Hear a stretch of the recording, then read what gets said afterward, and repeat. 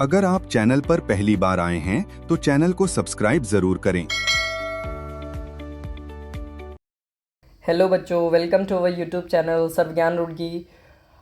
हमारा class 11th chapter 1 some basic concept of chemistry chapter start हो चुका था और इसमें हम बात कर रहे थे एटॉमिक मास की। लास्ट लेक्चर में हमने एटॉमिक मास की बात की कि एटॉमिक मास क्या होता है। तो बच्चों ज़्यादा देरी ना करते हुए एक बार रिकैप कर लेते हैं कि एटॉमिक मास क्या था। एटॉमिक मास बच्चों कुछ नहीं था कि जो कार्बन 12 एटम था उसका एक एटम का जो मास था उसके 12वें पार्ट का जो मास हम निकाल रहे थे 1/12 पार्ट का जो मास, मतलब कार्बन 12 का जो एक एटम था उसके अगर हम 12वें टुकड़े का जो मास निकालें, मतलब 1/12 पार्ट का जो मास निकालेंगे हम, वही जो मास निकल कर आ रहा था उस मास से रिलेशन निकाल रहे थे हम किसी दूसरे एटम का मास, दूसरे एटम के मास का, कि जिस एटम का हम मास निकाल रहे हैं वो इस कार्बन 12 के 12वें पार्ट के मास से कितने गुना भारी है या इसके बराबर है। तो वही उस एटम का क्या निकल आ रहा था, मास निकल आ रहा था।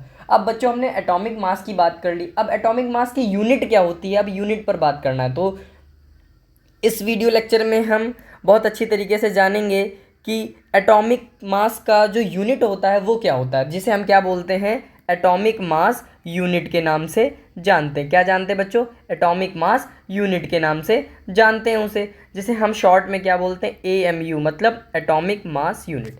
क्या होता है चलिए जानते हैं कि जो क्वांटिटी आपकी होती है 1/12 mass of an atom of carbon 12, जो आपको कार्बन 12 एटम दे रखा था उसकी जो क्वांटिटी है किसकी, 1/12 पार्ट की, 1/12 पार्ट की जो क्वांटिटी आपकी होती है वो कितनी निकल कर आ रही थी, 1 आ रही थी। ठीक है, बस कुछ नहीं करना, उसी 1 को आपको किस में लिख देना है, AMU में लिख देना है, वही आपकी क्या होगी, एक एटॉमिक मास यूनिट उसकी वैल्यू होगी। ठीक है, तो अब बच्चों के मन में, आप लोगों के मन में क्वेश्चन क्या आया है कि सर हमें ना ये मास AMU वगैरह में समझ में नहीं आता, हम रहने वाले इंडिया के लोग हैं और हमें मास हमेशा ग्राम या किलोग्राम में समझ में आते हैं। तो मैं कहूँगा अच्छा आप लोगों के साथ ये परेशानी है, तो चलिए कोई नहीं, उस परेशानी को भी दूर करते हैं।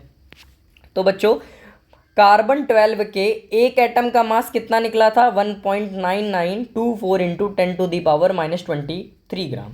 आपको इस वैल्यू को याद नहीं करना है, ये वैल्यू हमारे किसी काम की नहीं है बस, लेकिन ये क्या है, कार्बन 12 का अगर आपको एक एटम दे दिया जाए तो उसका मास ग्राम में इतना होता है। अब इसको देखकर ज़्यादा खुश होने की ज़रूरत भी नहीं है कि अरे हमें तो वैल्यू पता चल गई। अब आप 1.99 पर मत जाइए, ये देखिए कि यहाँ पर 10 की पावर कितनी लगी हुई है, -23, मतलब ये बहुत ज़्यादा छोटी वैल्यू है। मतलब अगर मैं लिखना चाहूँ तो 0.00000000 करते करते 23rd प्लेस पर कहीं जाकर 1 आएगा, तब जाकर कहीं पॉइंट लगेगा जाकर।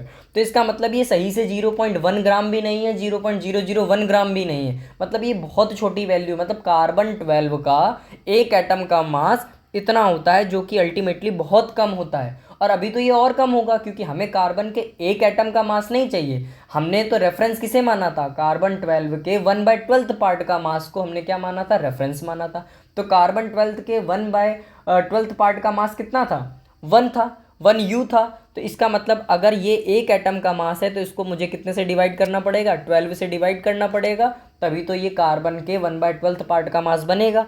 तो अगर मैं कार्बन के 1/12 पार्ट का क्या निकालूं बच्चों, मास निकालूं, तो वो कितना आएगा, अगर मैं इसी वैल्यू को कार्बन के एक एटम के मास को 12 से डिवाइड कर दूंगा तो वो मेरी वैल्यू निकल आएगी। तो अल्टीमेटली देखिए ये तो 1.9924 थी, अब ये कितनी निकल कर आई, 1.67 निकल कर आई। तो बच्चों ये वैल्यू तो और छोटी हो गई, ये वैल्यू तो और छोटी हो गई। अगर ये ग्राम में लिखी हुई है, अगर इसी को मैं किलोग्राम में लिखने की कोशिश करूँ तो बच्चों कितना आएगा, 1.67 इंटू 10⁻⁻27 kg। अब आप खुद सोचिए कि ये वैल्यू कितनी छोटी, इमेजिन भी नहीं कर सकते कि अगर आपके हाथ पर भी रख दिया जाए कार्बन 12 का एक एटम भी रख दिया जाए, 1/12 पार्ट की तो बात ही नहीं कर रहे, एक एटम भी रख दिया जाए तब भी वो आपको महसूस भी नहीं होगा। लेकिन अब बच्चे कहेंगे कि नहीं सर अब तो हम महसूस कर पा रहे हैं कि कितना वेट हो सकता है। बस कुछ नहीं बच्चों, इसी 1.67 इंटू 10⁻⁻24 ग्राम को ही हम क्या बोलते हैं, 1 AMU बोलते हैं। अब आपको पता होगा कि जो कार्बन 12 के 1/12 पार्ट का जो मास था वो 1 था, और ये जो 1 मास आया था वो हाइड्रोजन के एक एटम के मास के बराबर था। हाइड्रोजन के एक एटम का मास बच्चों कितना था, वो यही था। तो इसका मतलब अगर ग्राम में बात करी जाए तो हाइड्रोजन के एक एटम का मास कितना होगा, 1.67 इंटू 10⁻⁻24 ग्राम होगा। तो ये बात हमारी थी एटॉमिक मास यूनिट की। ठीक है, अब बात करते हैं इसी में नेक्स्ट टर्म की बात करते हैं ग्राम एटॉमिक मास की। अब बच्चों ग्राम एटॉमिक मास क्या होता है? ग्राम एटॉमिक मास की ज़रूरत हमें तब पड़ी कि जब हम न्यूमेरिकल सॉल्व कर रहे होते तो हमें एक कोई सिग्निफिकेंट वैल्यू चाहिए जो एक कंसीडरेबल हो, क्योंकि एक एटम का मास तो, अगर हम एटम के मास की बात करें तो एटम का मास तो सिग्निफिकेंटली क्या होता है, बहुत छोटा होता है। एटम का मास तो बहुत छोटा है और 1/12 पार्ट कार्बन 12 का तो और ज़्यादा छोटा ही होता है। ठीक है, तो इसीलिए एक हमें सिग्निफिकेंट वैल्यू चाहिए थी जो कंसीडरेबल थी, तो इसीलिए क्या निकल कर आया, एक टर्म ग्राम एटॉमिक मास निकल कर आया। तो बच्चों ये क्या कहता है कि जब जो एटॉमिक मास की जो वैल्यू आई थी, जो भी आपकी एटम की किसी भी एटम के मास की जो वैल्यू निकल कर आई थी, उसको आप किस में एक्सप्रेस कर दो, सिर्फ ग्राम में एक्सप्रेस कर दो। मतलब अगर आपने हाइड्रोजन के एक एटम का मास कितना पढ़ा बच्चों, 1 AMU पढ़ा, जिसे फर्दर आज के टाइम पर हम कितना लिखते हैं, 1 U। AMU का मतलब क्या होता है, एटॉमिक मास यूनिट, और U का मतलब क्या होता है, यूनिफाइड मास होता है। ठीक है, तो हाइड्रोजन के एक एटम का मास कितना होता है, 1 U होता है। तो इसको हम क्या बोलेंगे, एटॉमिक मास बोलेंगे। क्या बोलेंगे बच्चों, एटॉमिक मास बोलेंगे। ठीक है, अगर मैं कहूँ ग्राम एटॉमिक मास किसका, ऑफ हाइड्रोजन का, हाइड्रोजन एलिमेंट का, अगर मैं क्या करूँ ग्राम एटॉमिक मास निकालूँ तो बस इसी वैल्यू को हम किस में एक्सप्रेस कर देंगे, ग्राम में एक्सप्रेस कर देंगे, तो यही मेरा क्या बन जाएगा, ग्राम एटॉमिक मास बन जाएगा। ठीक है, तो ये एक कंसिडरेबल वैल्यू होगी। 1 ग्राम समझ में आता है कि 1 ग्राम कितना होता है। हम जब भी कोई न्यूमेरिकल सॉल्व करेंगे तो हमेशा वैल्यू किस में लेकर चलेंगे, ग्राम एटॉमिक मास में लेकर चलेंगे। चलिए कुछ एग्जांपल करते हैं। एलिमेंट की बात अगर हम करें तो कोई भी एलिमेंट हम ले लेते हैं, जैसे मान लेते हैं एलिमेंट हमने ले लिया, हाइड्रोजन ले लिया, कार्बन ले लिया, ऑक्सीजन ले लिया, नाइट्रोजन ले लिया, आयरन ले लिया। ठीक है, तो अगर मैं हाइड्रोजन के एक एटम की मास की बात करूं तो हाइड्रोजन के एक एटम का मास बच्चों कितना होता है, 1 U। और 1 U की वैल्यू कितनी होती है, 1.67 इंटू 10⁻⁻24 ग्राम्स होती है।